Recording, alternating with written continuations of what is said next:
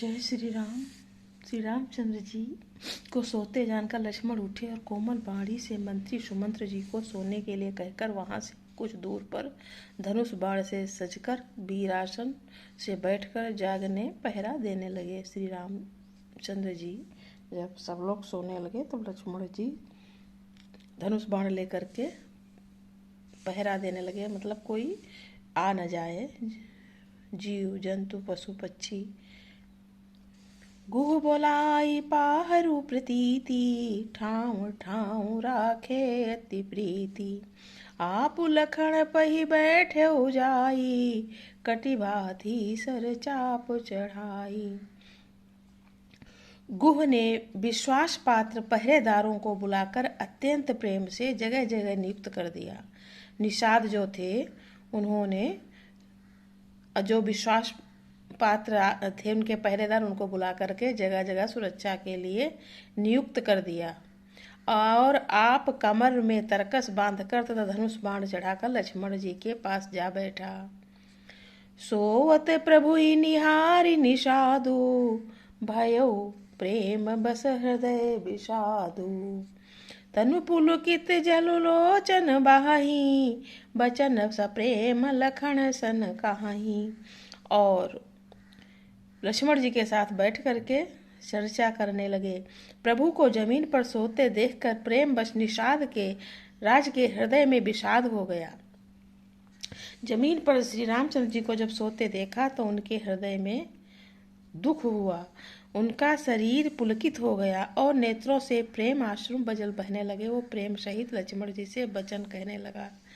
भूपति भवन सुभाय सुहावा, सुरपति सदनु नपट तरता पावा।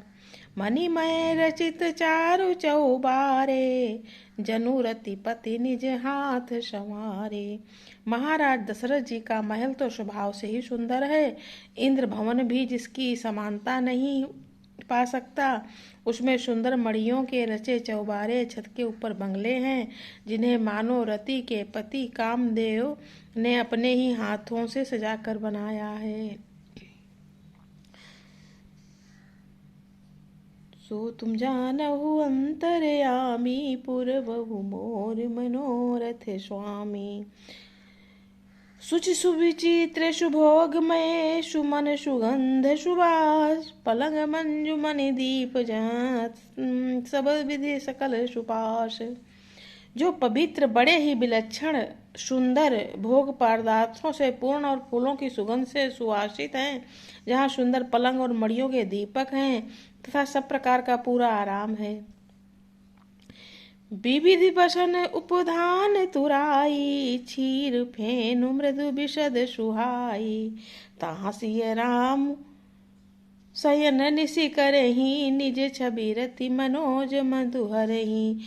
जहाँ ओढ़ने बिछाने के अनेक वस्त्र तकिए और गद्दे हैं जो दूध के फेन के समान कोमल निर्मल उज्जवल और सुंदर हैं, वहाँ उन चौबारों में श्री सीता जी और श्री राम जी की रात को सोया करते थे और अपनी शोभा से रति और कामदेव के गर्व को हरण करते थे।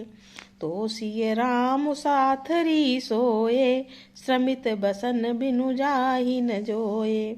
मातु पिता परिजन पुरवासी, सखा सुशील दासु अरुदासी। वही श्री सीता श्री राम जी आज घास फूस की साथरी पर थके हुए बिना वस्त्र के ही सोए हैं। ऐसी दशा वे देखे नहीं जाते। माता पिता कुटुंबी पुरवासी प्रजा मित्र अच्छे शील स्वभाव के दास और दासियां। निषाद जी कह रहे हैं कि इतने अच्छे इत्र से और तकिए वस्त्र गद्दा दूध के फेन के समान कोमल निर्मल उज्जवल सुंदर वहाँ उनके चौबारे हैं जहाँ पर रामचंद्र जी सीता जी रहते थे अयोध्या में, और वो आज यहाँ पर जमीन पर कुश की साथरी पर लेटे बिना वस्त्र के सो रहे हैं। तो वो परेशान है निषाद जी ये सोच सोच करके।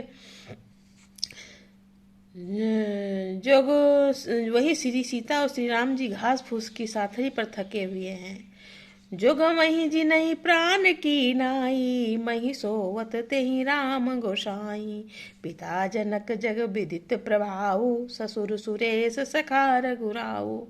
सब जिनकी अपने प्राणों की तरह सार संभार करते थे, वहीं प्रभु श्री राम जी आज पृथ्वी पर सो रहे हैं। जिनके पिता जनक जी हैं सीता जी के, जिनका प्रभाव जगत में प्रसिद्ध है, जिनके ससुर इंद्र के मित्र हैं रघुनाथ दशरथ जी। रामचंदुपति सोबे देहि, सोवत मही विधि बामन केहि। सिय रघुवीर की कानन जोगु, करम प्रधान सत्य कह लोगु।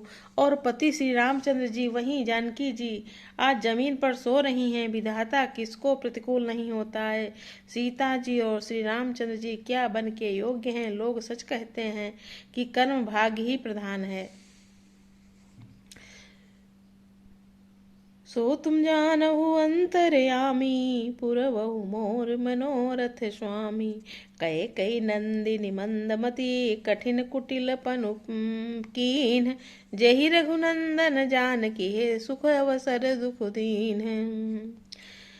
कैकेयी राज की लड़की की नीच बुद्धि, कैकेयी राज की लड़की नीच बुद्धि। कैकेयी ने बड़ी कुटिलता की, जिससे रघुनंदन श्री राम को और जानकी जी को सुख के समय दुख दिया।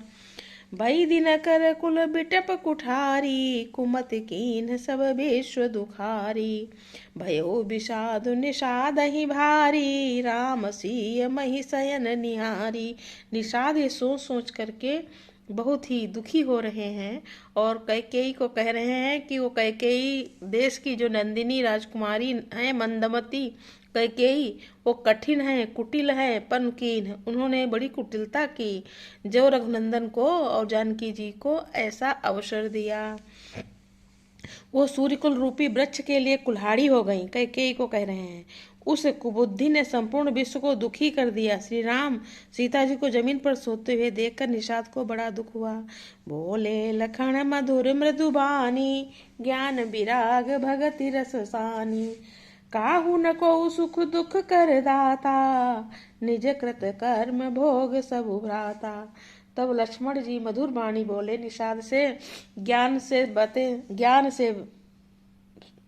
पगी सधी बातें समझाने लगे कि भगत के द्वारा कि सुनो निषाद भाई, कोई यहाँ सुख दुख का देने वाला किसी को नहीं है। जो जिसके कर्म में होता है वो यहाँ पर सभी को भोगना ही पड़ता है। तब लक्ष्मण जी ज्ञान वैराग्य और भक्ति के रस से सनी हुई मीठी और कोमल वाणी बोले, हे भाई, कोई किसी को सुख दुख का देने वाला नहीं है। सब अपने ही किए हुए कर्मों का फल भोगते हैं। जोग वियोग भोग भल मंदा, हित अनहित मध्यम ब्रह्म फंदा।